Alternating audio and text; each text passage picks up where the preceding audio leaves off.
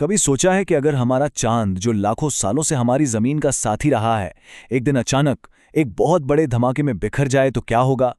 یہ کوئی science fiction کہانی نہیں بلکہ ایک ایسا سائنسی سوال ہے جو ہمیں یہ سمجھاتا ہے کہ اس کائنات میں ہمارا وجود کتنا نازک اور اہم ہے۔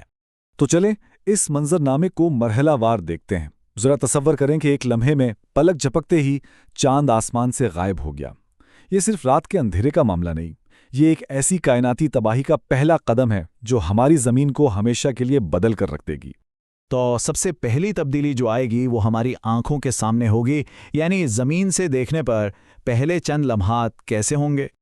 چاند کی وہ مانوس ٹھنڈی روشنی ایک جھٹکے میں ختم ہو جائے گی اور اس کی جگہ آسمان پر سورج سے بھی زیادہ روشن ایک دھماکہ ہوگا، اور پھر گہرا مکمل اندھیرا۔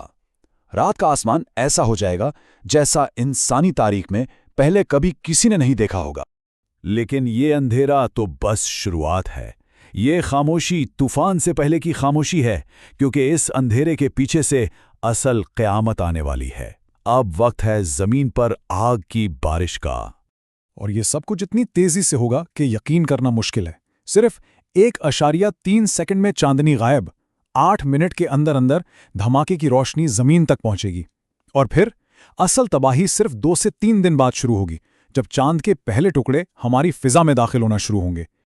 یہ شہاب ثاقب کی کوئی عام بارش نہیں ہوگی، نہیں، یہ تاریخ کا سب سے بڑا، سب سے شدید اور سب سے تباہ کن میٹیور شاور ہوگا، جو 1 دن 2 دن نہیں بلکہ ہفتوں تک جاری رہے گا۔ چاند کے لاکھوں ٹکڑے زمین پر ہر طرف گریں گے، اور ان میں سے ہر ایک کی طاقت کئی ایٹم بموں سے بھی زیادہ ہوگی۔ جب یہ آسمانی بمباری تھمے گی تو ایک اور گہری اور خاموش تبدیلی شروع ہوگی، ایک ایسی تبدیلی جو ہمارے سمندروں کو ہمیشہ کے لیے ساکت کر دے گی۔ دیکھیں، چاند کی کشش ثقل ہی ہے جو ہمارے سمندروں میں لہریں یعنی ٹائیڈز پیدا کرتی ہیں۔ یہی لہریں دن میں 2 بار سمندر کے پانی کو حرکت دیتی ہیں، جس سے غذائی اجزاء اور آکسیجن گہرائی تک پہنچتی ہیں۔ چاند کے بغیر سورج کی وجہ سے کچھ کمزور سی لہریں تو ہوں گی، لیکن وہ اتنی طاقتور نہیں ہوں گی۔ نتیجہ یہ ہوگا کہ سمندر کا پانی بالکل ٹھہر جائے گا، اور جب سمندروں کا پانی ٹھہر جائے گا تو یہ زندگی کا گہوارہ نہیں رہے گا، بلکہ ایک بہت بڑی آبی قبرستان میں بدل جائے گا۔ آکسیجن کی کمی کی وجہ سے سمندری حیات کی ایک بڑی تعداد ختم ہو جائے گی۔ یہ ایک خاموش لیکن سیارے کی سب سے بڑی ماس ایکسٹنکشن ہوگی۔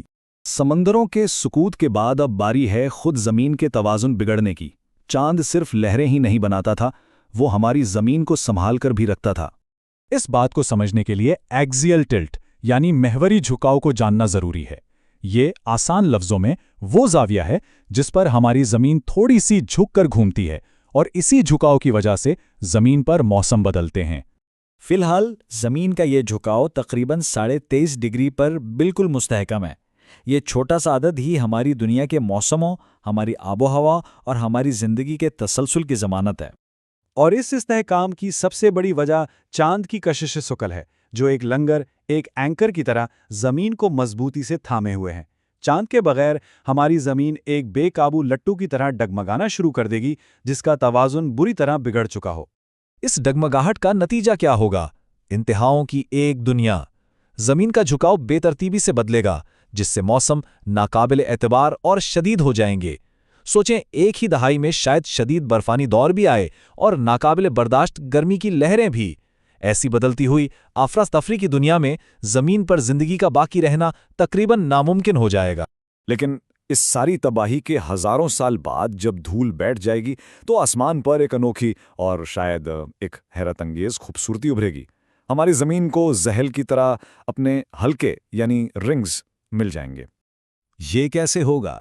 چاند کا ملبہ جو زمین کے گرد گھوم رہا ہوگا، وہ ہزاروں سالوں میں کشش ثقل اور آپس میں ٹکرانے کی وجہ سے آہستہ آہستہ ایک پتلی اور چپٹی پٹی کی شکل اختیار کر لے گا، اور یوں زمین کے گرد پتھر اور برف کے ذرات کا ایک شاندار نظام بن جائے گا۔